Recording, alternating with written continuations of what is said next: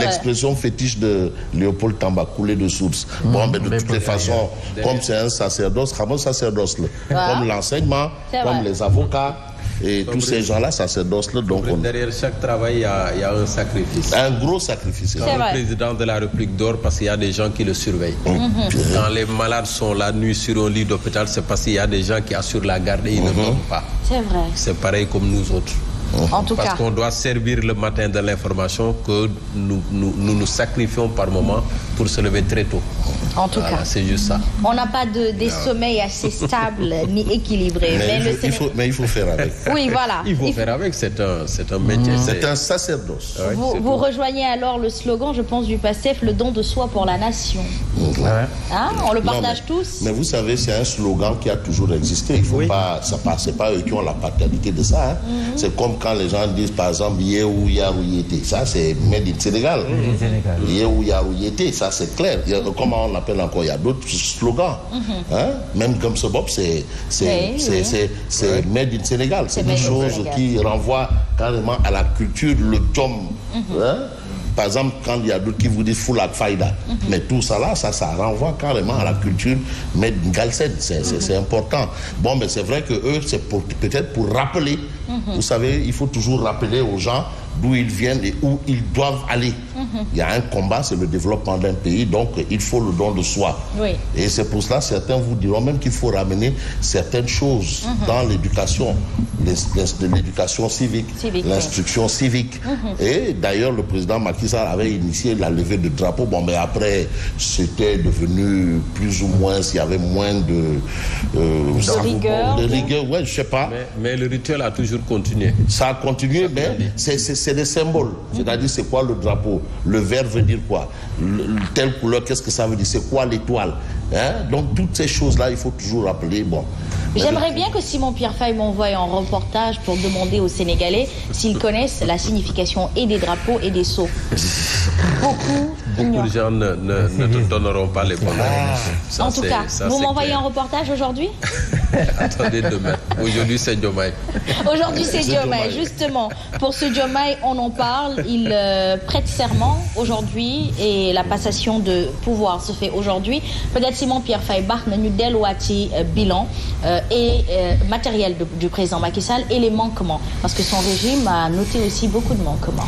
Comme tous les autres régimes, avec régime Boufi Montediar, il y a eu des points forts, il y a eu des points faibles, il y a eu également des particularités. Je ne connais pas trop Senghor, en tout cas Fekke ou Motrop Diamonom, parce qu'au moment où il démissionnait, je pense que si je me rappelle, Mangon Sepe, année bobu, je m'en rappelle, mais bon, xamuñu woon exactement li xew. Nous étions de jeunes enfants, de jeunes écoliers, et on découvrait le monde, disons, intellectuel.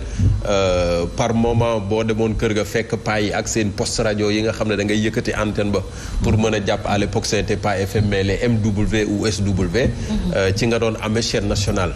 Et puisque français bi tam demewuloon noonu, ñi miinoon tuuti information, il les prenait en wolof à la chaîne nationale.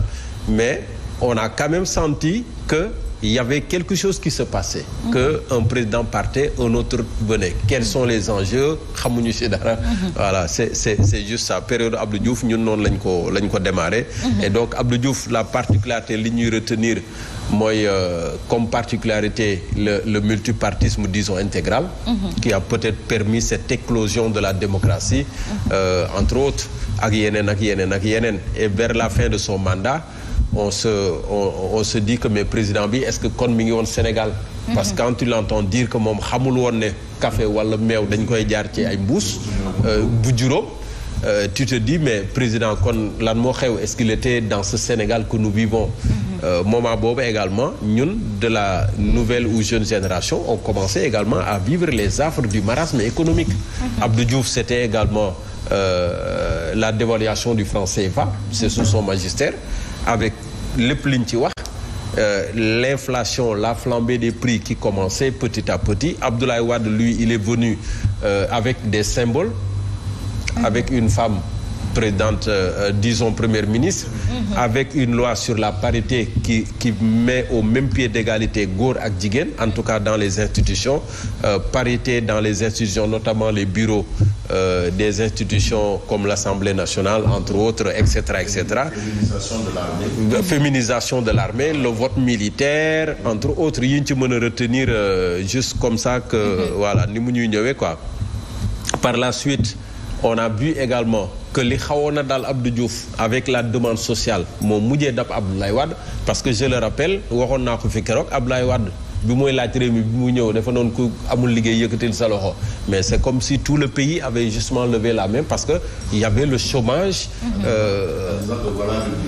Voilà le bilan justement. Et après loolu bokk na d'ailleurs ci li ko perdre. Très bien. Parce que l'emploi des jeunes, aucun régime n'a réussi, mais la forte demande sociale liée à la hausse des prix, liée à l'insuffisance entre guillemets ou déficit alimentaire, etc., etc. yooyu yëpp bokk na ci li perdre Abdoulaye Wade. Macky Sall est venu encore, il a subi le même sort parce que côté bilan matériel, mais on voit qu'il a beaucoup fait. Il a fait énormément de réalisations, aussi bien dans les centres urbains que également dans le monde rural. Mais il y a un bilan immatériel boo xam ne mi ngi fi, notamment sur les libertés politiques, les libertés démocratiques ak yeneen ak yooyu yoo xam ne moom moo xajamal un peu nguuram, moo xajamal un peu ayam ba tax na ba tey jii il devra partir moom ak waa nitam yëpp d'ailleurs parce qu'il a perdu le pouvoir en même temps que Benno, en même temps que l'APR parce que leur candidat à eux, un élément de l'APR, son parti n'a pas gagné. Très bien. Il faudra également qu'il reste dans l'opposition. Très bien. mu góorgóorlu ci rek te digne ànd ak njëkk. Très bien Mamadou Fofana nemmeeku nañ tam ci nguuru Macky Sall ci biir bilan yi ñu gis ne ni beaucoup de scandales que ce soit foncier et financier.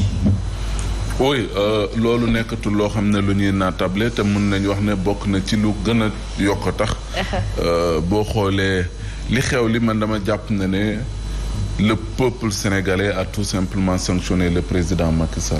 Ce n'était pas la personne de Amadou en réalité parce que Amadou dafa bokkoon ci nguuru Macky Sall. Donc jàpp nañ ne Amadou mooy Macky mooy Amadou donc kiif la donc.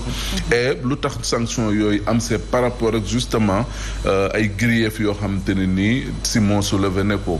dont notamment li ngay wax nii muy ay scandale yoo xam te ne nii surtout en matière de bonne gouvernance justement parce que loolu moo tax sénégalais yi scandale bu ne dañ ko fiy dégg ñi ngi jël alalu askan wi di ko lekk di ko sàcc ci loo xam ne teguwul ci yoon loolu tax na sénégalais yi ci boppam demoon nañ ba doyal ci nguuru Macky Sall beneen bi également boo xoolee moo emporté tous les prédécesseurs de Macky Sall et boo moytul même Diomaye bi ni même problème boobu la nar a am et c'est deux aspects yoo xam te ne nii dafa am solo au-delà de la bonne gouvernance il y a lu ñuy tuddee tey le chômage des jeunes parce que maa ngi ko doon expliquer xaw ma Mambay la ak Mantulaay ma ne leen Sénégal Macky Sall fan la waree xam ne am na problème jour ba Sénégal gagné coupe d'Afrique mais ci ngay rendre compte tey doole gu Sénégal am ci ay ndawam il y avait que des jeunes bon c'est vrai que mag ñi génn nañ mais boo xoolee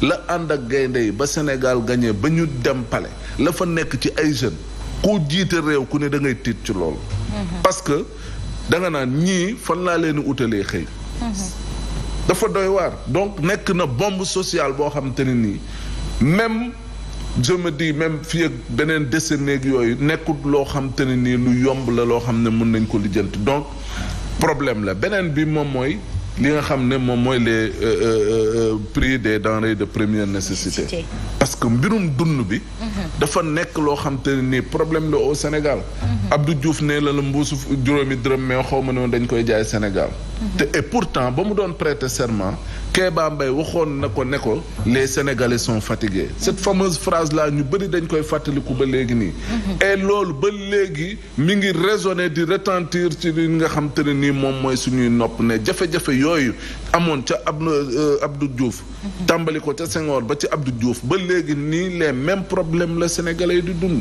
donc ay jafe-jafe la yoo xamante ne nii mën nañu wax ne muy wàllum bonne gouvernance muy li nga xam ne moo jëm ci wàllum dund gi muy lu jëm ci wàllum chômage des jeunes bépp président bu ko mënute régler tamit da ngay am problème et c'est sur le wérte leer moo di ne bu leer na la ni pour nga mën a gëmloo sénégalais loo xam te ne nii dina tax ñu amaat xememteef pour lu tegaat la ci bopp réew mi dina jafe donc je crois que les nan la tuddati sax li nga xam ne moo tax président yu bëri ñàkk nguur tey jii nii war na mën a doon war na servir de vitrine justement ak mun naa tuddee sax de boussole à ce nouveau président élu pour mu mën a xam lan mooy urgence yi fan la war a duut baaraamam pour mën a dimbali sénégalais yi nga xam ne am nañu yaakaar et ont massivement voté pour lui. mais naam nag Fabrice Nguema suñu réew ndaw ñi ñoo fi ëpp waaye ndaw ñi fi ëpp itam bëriwuñu spécialisation amuñu peut-être formation bu leen di permettre